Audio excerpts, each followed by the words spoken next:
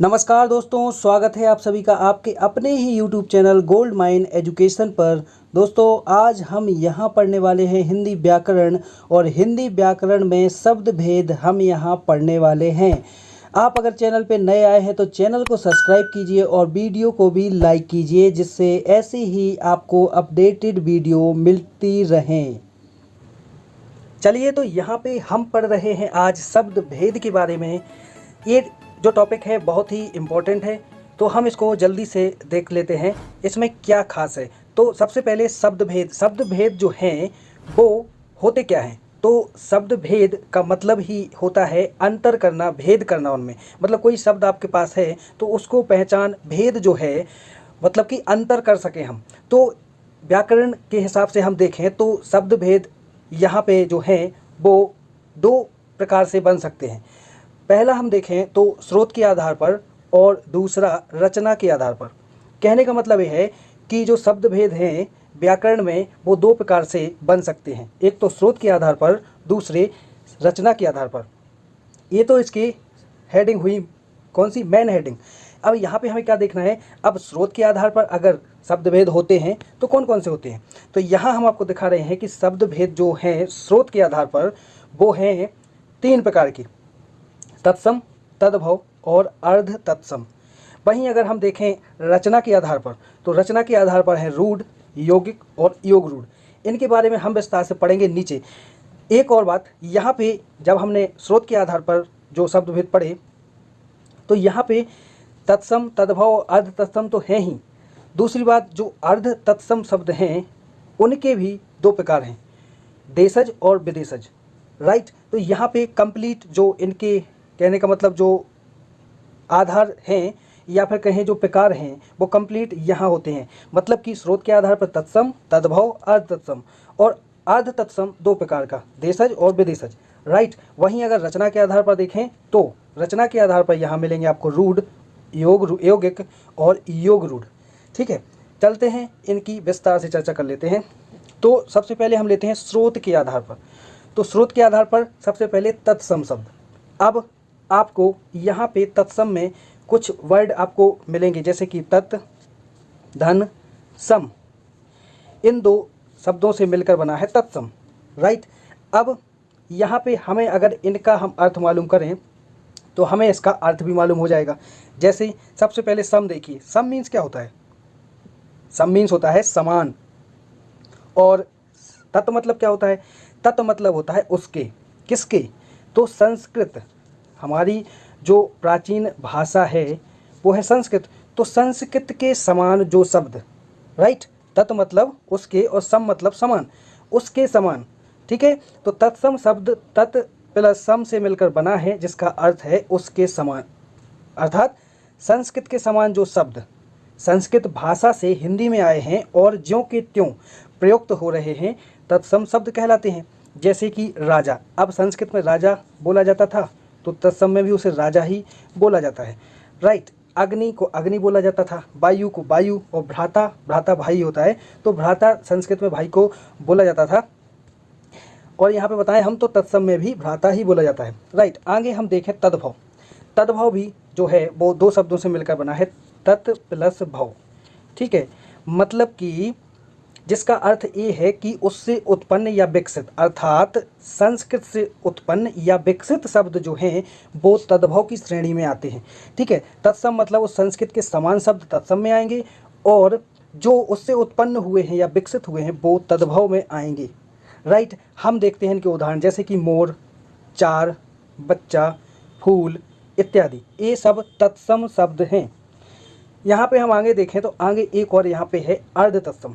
अब अर्ध तत्सम क्या है, अर्ध तत्सम उन संस्कृत शब्दों को कहते हैं जो प्राकृत भाषा बोलने वाले के उच्चारण से, मतलब ये है कि जो ऐसे व्यक्ति जो पहले भाषा बोलते थे, कौन सी, प्राकृत भाषा बोलते थे, और आगे चलते चलते एक ने कुछ बोला, दूसरे ने सुना, तीसरे ने, चौथे ने, ऐसे चलते चलते वो शब्द सबसे आगे चल के आज क्या हो गए, वो बिगड़ते बिगड़ते उनने कुछ और ही रूप ले लिया हो, वो क्या कहलाते हैं, अर्ध तत्सम। ठीक है, तो यहाँ पे इसके उदाहरण जो हैं वो है मोह, वंश इत्यादि। ठीक है, तो यहाँ पे ये अपने मेन जो हेडिंग थी वो यहाँ पे 3 कंप्लेंट। अब यहाँ पे हमें देखना है, यहाँ पे हम आपको एक बार फिर से बता देते हैं। तत्सम मीन्स उसके समान, मतलब संस्कृत के समान जो शब्द है वो तत्सम। तद्भव मतलब कि उससे विकसित, मतलब संस्कृत से विकसित या उत्पन्न हुए हों, वो हो जाएंगे तद्भव। और अर्ध तत्सम वे शब्द हैं जो प्राकृत भाषा बोलने वाले जो लोग थे उनके बोलते बोलते आगे बिगड़ते बिगड़ते क्या हुए, उनने अलग ही एक रूप ले लिया हो, वो हो जाएंगे अर्ध तत्सम। ठीक है, यहाँ पे हम आगे चलें, कुछ उदाहरण लिए हैं, उदाहरण देखते हैं। जैसे कि तत्सम शब्द मतलब संस्कृत के समान, तो यहाँ पे तत्सम होगा आज्ञा, अर्ध तत्सम हो गया आज्ञा, और तद्भव हो गया आन। यहाँ पे वत्स, बच्च, बच्चा। ठीक है, आगे देखें अग्नि, तत्सम में अग्नि और अर्ध तत्सम में भी अग्नि, लेकिन यहाँ पे तद्भव में क्या होगा, आग, आग बन गया है। ठीक है, यहाँ पे आग हो गया। कार्य, कारज, काज। अक्षर, अक्षर, अख या फिर आखर। तो ये शब्द यहाँ पे कुछ उदाहरण लिए गए थे जिससे आपको अच्छे से समझ में आ जाए। चलें आगे, और आगे यहाँ पे देखें हम कुछ और यहाँ पे तद्भव और तत्सम के उदाहरण हैं। देखिए जैसे कि तत्सम मीन्स होता है संस्कृत के समान, तो संस्कृत में अंगरक्षक जो बॉडीगार्ड होता है उसको अंग रक्षक बोलते थे। तद्भव में क्या हुआ, तद्भव में अंग रखा बोलते हैं। वहीं तत्सम में अंधकार, तो इसमें अंधेरा। अमावस्या, अमावस। एकल, अकेला। अर्ध या अर्ध का आधा। इसिका का ईंट, उच्च का ऊंचा। एकल पुत्र यानी इकलौता। ओष्ठ का ओंठ, घट का घड़ा। चंद्रिका का चांदनी। भगनीपति यानी बहनोई होता है। ठीक है, तो संस्कृत में भगनीपति, भगनी मीन्स बहन, बहन का पति। ठीक है, तो भगनीपति और यहाँ पे बहनोई, ये शब्द निकल के आए। ठीक है, तो यहाँ पे आई थिंक आप समझ गए होंगे इनमें अंतर। चलते हैं, यहाँ पे एक सेट पेपर है, तो यहाँ पे सेट पेपर देख लेते हैं। संस्कृत के ऐसे शब्द जिन्हें हम ज्यों के त्यों प्रयोग में ला रहे हैं उन्हें क्या कहते हैं। बिल्कुल यहाँ पे इसको बोलेंगे तत्सम शब्द। देख लेते हैं उत्तर, तो यहाँ पे बिल्कुल तत्सम शब्द इसका बिल्कुल सही आंसर है। आगे चलें, नीचे दिए गए विकल्पों में से तत्सम शब्द का चयन करना है। तत्सम का चयन करना है मतलब संस्कृत के समान, तो क्या हो जाएगा, बिल्कुल इसका जो आंसर है वो बी हो जाएगा, गोधूम। राइट, आगे चलें, आगे का जो है वो है नीचे दिए गए विकल्पों में से तद्भव शब्द का चयन करना है। तद्भव शब्द यहाँ पे जो है वो हो जाएगा मुह। ठीक है, तो मुह यहाँ पे तद्भव शब्द है। इसके बाद बानर का तद्भव है, तो बानर का क्या हो जाएगा, बानर का बिल्कुल हो जाएगा यहाँ पे बंदर। ठीक है, दर्शन का तत्सम रूप, दर्शन का हो जाएगा 5वें का है यहाँ पे बी आंसर सही, यानी कि दर्शन का हो जाएगा दर्शन, ऐसा लिखा जाएगा दर्शन। ओके, आगे चलें, निम्नलिखित में से कौन सा शब्द तत्सम है बताना है यहाँ पे। तो तत्सम शब्द यहाँ पे जो है वो है उद्गम। निम्नलिखित में से कौन सा शब्द तद्भव है, 7 यहाँ पे, तो कौन सा है यहाँ पे तद्भव बताना है। तो तद्भव यहाँ पे 7वें का ए बिल्कुल बिच्छू यहाँ पे सही है। आगे चलें, आगे है निम्नलिखित तत्सम तद्भव में से कौन सा विकल्प अशुद्ध है बताना है। श्रृंगार, श्रृंगार। नृत्य, नाच। चक्षु, आँख और दधी, दही। तो यहाँ पे जो 8वें का आंसर है वो है आंसर नंबर सी सही है, यानी चक्षु आँख जो है वो गलत है। ठीक है, राइट, आगे चलें, पहचान का तत्सम शब्द क्या है, पहचान का क्या हो जाएगा। तो यहाँ पे जो नौका है वो है ए प्रत्याभिज्ञान। ठीक है, ए पहचान का सही होगा। राइट, आगे चले, निम्न में से कौन सा शब्द तत्सम नहीं है। यहाँ पे हमें बताना तत्सम कौन सा नहीं है। तो यहाँ पे जो आंसू है वो तत्सम नहीं है। ओके, तो यहाँ पे हमने किए हैं 10 प्रश्न, जिससे कि आपको थोड़ा पता चल जाए कि हमने ऊपर क्या क्या सीखा है। चले आगे, यहाँ पे जो दूसरा चीज़ निकल के आ रही है वो है देशज और विदेशज शब्द। ठीक है, तो जैसे कि आपको यहाँ नाम से ही पता होगा, देशज मीन्स देश में जन्मा, और विदेशज जो हो जाएगा, विदेशज हो जाएगा जो विदेश से आए हैं हमारे देश में। ठीक है, कहने का मतलब देशज तो जो हम बोलते हैं अपने देश में बोला जाता है वो देशज, और जो विदेश से आकर हम बोलने लगे हैं, विदेश से आए हैं लेकिन हम उनको बोलने लगे हैं, वो हो जाएगा विदेशज। जैसे देशज शब्द देख लेते हैं, इनको देशी भी कहते हैं। ठीक है, तो देशज शब्द की उत्पत्ति देश प्लस जा के योग से हुई है, जिसका अर्थ है जन्मा। जन्मा मीन्स देशज शब्द उन शब्दों को कहते हैं जो बोलचाल तथा देश की। अब सबसे पहले यहाँ पे हम देखें तो एक चीज़ मैं यहाँ बताना भूल गया, जिसका अर्थ है देश में जन्मा, मतलब कि देश में ही वो शब्द बने हैं या उन्होंने जन्म लिया है देश में। ठीक है, तो देशज शब्द उन शब्दों को कहते हैं जो बोलचाल तथा देश की अन्य भाषाओं से गृहीत हैं। जैसे हम क्या बोलते हैं अपने देश में, कटोरी, राइट, खिड़की, डिबिया, लोटा बोलते हैं ना। तो ये सब हमारे देश के शब्द हैं, हमारे देश में जन्मे हैं और हम इन्हें बोलते हैं, राइट। जैसे हमने यहाँ पे उदाहरण दिए, देखिए, जैसे कि लकड़ी, लुटिया, खिड़की, थैला, घरौंदा, पगड़ी, तेंदुआ, चिड़िया, जूता, पिल्ला, डिबिया, कपास, बेटा, ठुमरी, पड़ोसी, कौड़ी, बाप, पेट, कसरत, चालू, गड़बड़ी, डोंगी, भीड़-भाड़, खड़खड़ाना, खुरपा, रोड़ा, क्या लिखा है, लथपथ, ओके, लथपथ, ढांचा, पैसा, गाड़ी, पेट, पेटी, ढेर, समय, दारू, औजार, ऐसे बहुत सारे शब्द हैं, यहाँ पे आप पढ़ लीजिएगा। और भी बहुत सारे शब्द मैंने लिए हैं। तो ये सारे देशज शब्द हैं जो कि हमारे देश में जन्मे हैं और हम इन्हें बोलचाल में यूज करते हैं, ठीक है। तो वो हो जाएंगे देशज शब्द। ये डेफिनेशन तो दोनों ही सरल है, देशज और विदेशज, कोई कन्फ्यूजन नहीं है। यहाँ पे दूसरा देखें, विदेशज। विदेशज शब्द को हम आगत शब्द भी कह सकते हैं। आगत का मतलब होता है जो बाहर से आए हैं, ठीक है। तो इन्हें हम आगत शब्द भी कह सकते हैं। विदेशी शब्द की उत्पत्ति विदेश प्लस जा के योग से हुई है, जिसका अर्थ है विदेश में जन्म, यानी विदेश में जो जन्मा है। विदेशज शब्द उन्हें कहते हैं जो किसी विदेशी भाषा से आए हैं। विदेशी भाषा से आने के कारण इन्हें आगत शब्द की संज्ञा दी जाती है। यह शब्द मुस्लिम शासकों के प्रभाव से और ब्रिटिश शासन के प्रभाव से भी आए हैं, ठीक है। मतलब कि कुछ बाहर के मुस्लिम शासकों ने या फिर ब्रिटिश जो अंग्रेज हैं उन्होंने भी शासन किया है। तो जब उन्होंने शासन किया तो वहाँ पे उनने भी जो शब्द बोले वो भी कुछ हमारे देश में आ गए और हम उन्हें बोलचाल में लेने लगे हैं, ठीक है। यहाँ पे बहुत सारे जैसे अरबी, फारसी शब्द भी आए, ठीक है, ब्रिटिश शासन से आए, अंग्रेजी शब्द आए, मतलब बहुत से शब्द आए हैं जो विदेशी मूल के हैं, किंतु परस्पर संपर्क के कारण यहाँ हिंदी में भी प्रचलित हो गए हैं। जैसे कि हम देखें तो क्रिकेट, क्रिकेट इंग्लिश शब्द है, राइट, कंपनी इंग्लिश शब्द है। तो ये हमने बाहर के शब्द हैं लेकिन हम बोलचाल में अपने लेने लगे हैं, तो हो जाएंगे विदेशी शब्द। जैसे और सबसे पहले कुछ मैंने अरबी यहाँ पे मतलब कि मैंने जो भाषा से शब्द आए हैं हम बोलचाल में लेने लगे हैं उनको यहाँ दिया है। यहाँ पे सबसे पहले अरबी शब्द हम पढ़ते हैं। जैसे कि आपको यहाँ देखिए बहुत सारे ऐसे शब्द हैं जैसे औरत, एहसान, कर्ज, किस्मत, ख्याल, जिस्म, जहाज, ईमान, कमाल, कुर्सी, जलसा, तमाम, उम्र, दिमाग, दुनिया तक, या जिक्र, जुलूस, किताब। ये हम यूज में लेते हैं लेकिन ये हमारे हिंदी शब्द नहीं है, ये अरबी शब्द हैं, लेकिन हम हिंदी में इन्हें यूज ज़रूर करते हैं। वैसे ही अगर देखें इंग्लिश के शब्द तो इंग्लिश में देखिए appeal, right, appeal, police, vote, court, tax, pension, magistrate, collector, copy, जज, डिप्टी, पेंसिल। ये सारे शब्द इंग्लिश के हैं, मतलब आगत यानी विदेशज शब्द हैं, लेकिन हम इनको अपने डेली यूज में बोलने लगे हैं। नेक्स्ट बात करें यहाँ पे फारसी शब्द। तो फारसी यहाँ पे देखिए आप, फारसी शब्द में आबरू, आतिशबाजी, आफत, आराम, उम्मीद, आवाज़, आवारा, आमदनी, उस्ताद, कुश्ती, खामोश, गिरफ्तार, गुलाब, चादर, चालाक, गवाह, खुदा, खुद, गरम, कारीगर, खाक और खुराक। अब यहाँ पे देखिए हम लोग कारीगर, आवाज़, आराम, उम्मीद, किशमिश, ठीक है, चालाक, तो यहाँ पे ये मतलब इतने ज़्यादा शब्द हैं ये कि हम बाहर से आए हुए शब्दों को भी हम बहुत ही डेली यूज में बहुत ज़्यादा ही यूज में लेते हैं, जो कि ये हिंदी के हैं भी नहीं, फिर भी हम इन्हें ऐसे एडॉप्ट कर चुके हैं, ऐसे अपना चुके हैं जैसे कि ये हमारे देश में ही जन्मे शब्द हों, राइट। यहाँ पे हम देखें तुर्की शब्द। तुर्की शब्द यहाँ पे सबसे पहले देखिए, तुर्की में उर्दू, बहादुर, कुर्ता, कलगी, चाकू, ताश, चम्मच, ऐसे ही बहुत सारे शब्द हैं जो विदेशी शब्द हैं लेकिन हम इन्हें यूज करने लगे। पाश्तो शब्द भी आप देख लीजिए, खर्राटा, गुंडा, पठान, अखरोट, पटाखा, डेरा, गटागट, तहस नहस, गड़बड़ी, बाढ़ और भड़ास, ये सारे पाश्तो शब्द हैं, ठीक है, ये भी विदेशी शब्द हैं।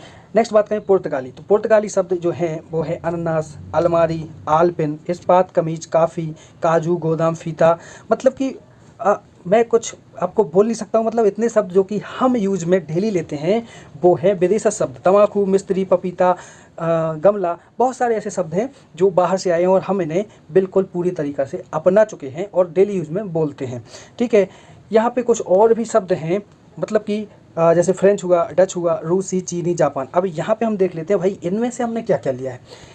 तो सबसे पहले देख लेते हैं फ्रेंच में से हमने कारतूस बोलते हैं, कर्फ्यू बोलते हैं। अभी जो कर्फ्यू लगा था वो कौन सा शब्द है, तो फ्रेंच का शब्द है कर्फ्यू। कूपन, अंग्रेज, लाम, बिगुल आदि। डच में प्रूफ, बग, टांगों का, ठीक है, आदि। रूसी में रूबल, जार, मिग, बोदका, बोदका बोलते हैं। सोवियत, ठीक है, चाय, हाँ चीनी। अब यहाँ पे देखिए एक क्वेश्चन मैं आपसे पूछता हूँ कि जो चाय शब्द है वो किस भाषा का शब्द है? आप, आई एम श्योर कि आप बोलेंगे हिंदी का, तो यहाँ पे हिंदी बिल्कुल नहीं होगा। चाय जो है वो एक चीनी भाषा का शब्द है, राइट, लेकिन हम हिंदी में यूज करते हैं। तो देख लेते हैं, चीनी में चाय, लीची, चीनी, चीकू आदि। जापानी में रिक्शा बोलते हैं और सुनामी, ये सभी जापानी शब्द हैं। चलें आगे। अब यहाँ पे आप एक चीज़ और यहाँ पे नोट लिखा हुआ है कि तुर्की, पाश्तो, पुर्तगाल, फ्रेंच, डच, रूसी, चीनी और जापानी जो विदेशी शब्द हैं या विदेशी भाषा शब्द हैं, हिंदी भाषा में कम प्रचलित हैं।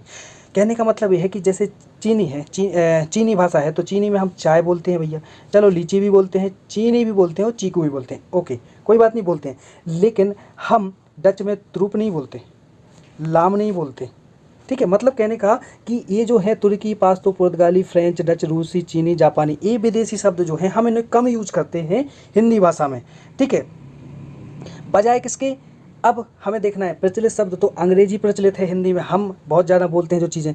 अरबी, फारसी, ठीक है, अरबी फारसी भी बहुत ज़्यादा बोलते हैं। कहने का मतलब ये है कि अंग्रेजी, अरबी, फारसी, ये जो शब्द हैं इनको हम ज़्यादा बोलते हैं बजाय तुर्की, पाश्तो, मतलब जो ये शब्द हैं पुर्तगाली, डच, चीनी, इनके अलावा, मतलब इन्हें हम कम बोलते हैं, इनके अलावा हम जो अंग्रेजी, अरबी और फारसी ज़्यादा बोलते हैं। ओके चलिए आगे। अब यहाँ पे है रचना के आधार पर शब्द।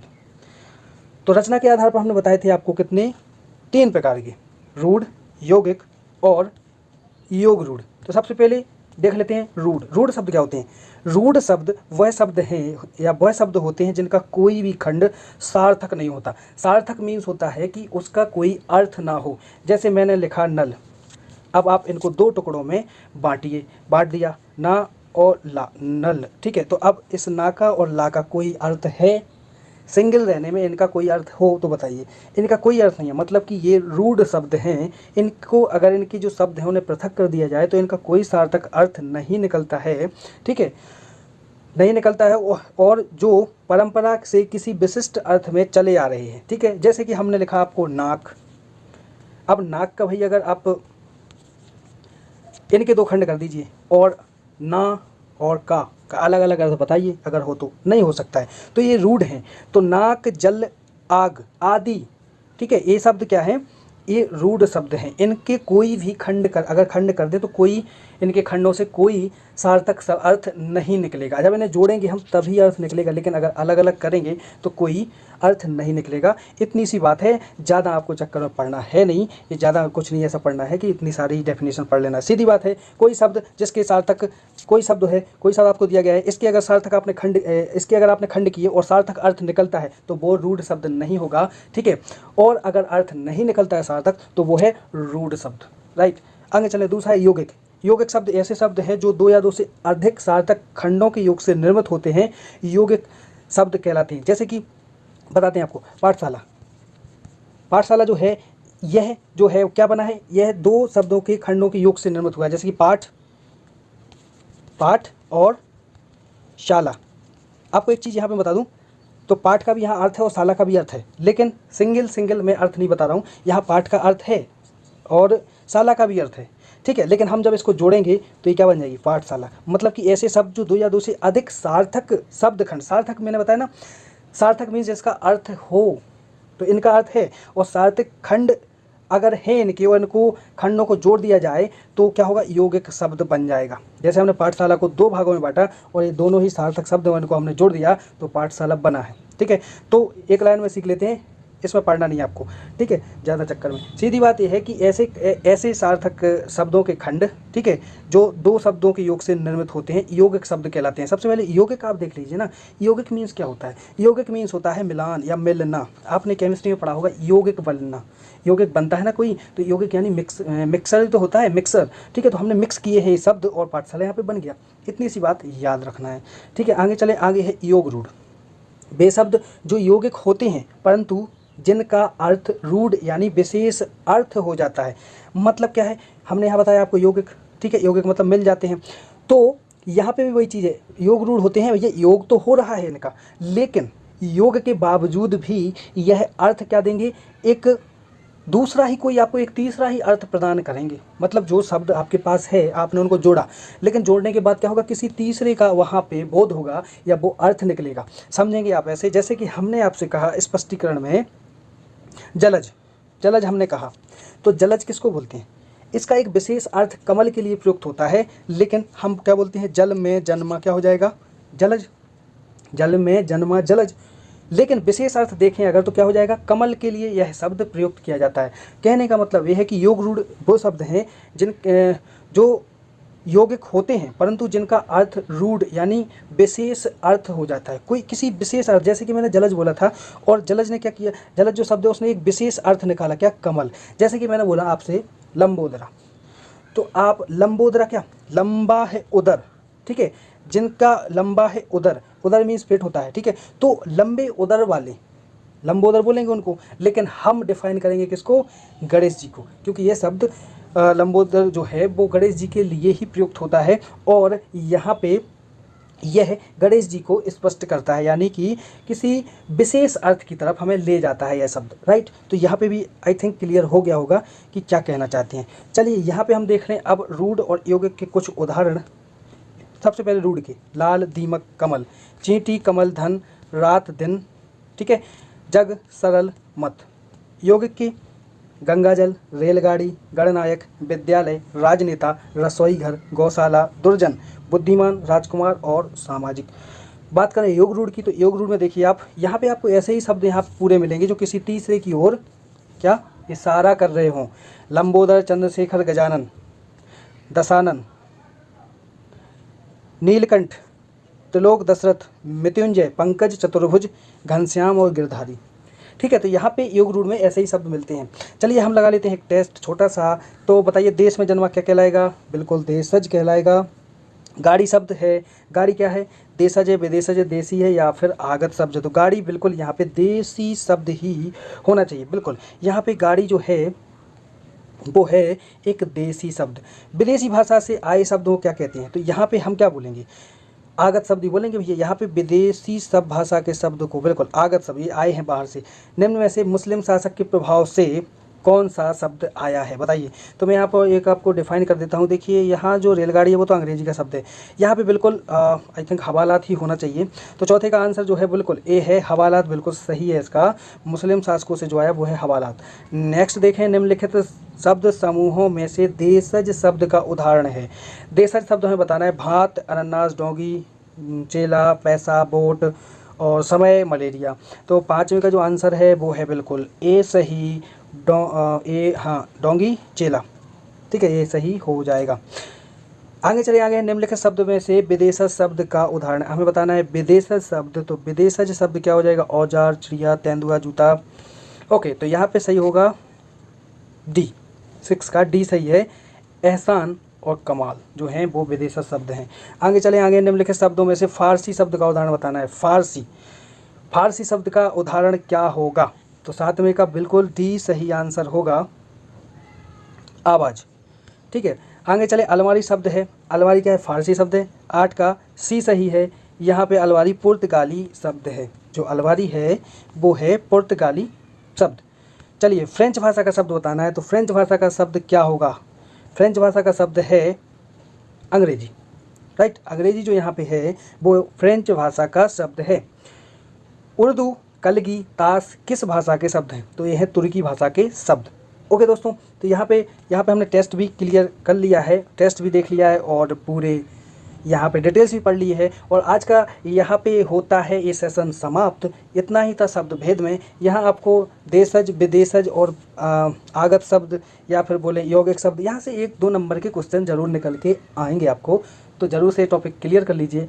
ज़्यादा नहीं है, 10-15 मिनट ही लगेंगे इसको करने में, तो आप कर लीजिए। 1-2 बार वीडियो देखिए और यहाँ पे आपको टेस्ट भी लास्ट में दिया गया है, वो भी लगाइए और खुद का आकलन आप कर सकते हैं। तो दोस्तों आज के लिए सिर्फ इतना ही और इजाज़त दीजिए। आप बस चैनल से जुड़ जाइए, चैनल को सब्सक्राइब कर लीजिए, वीडियो को भी लाइक कीजिएगा। ओके, तो चलते हैं, नमस्कार।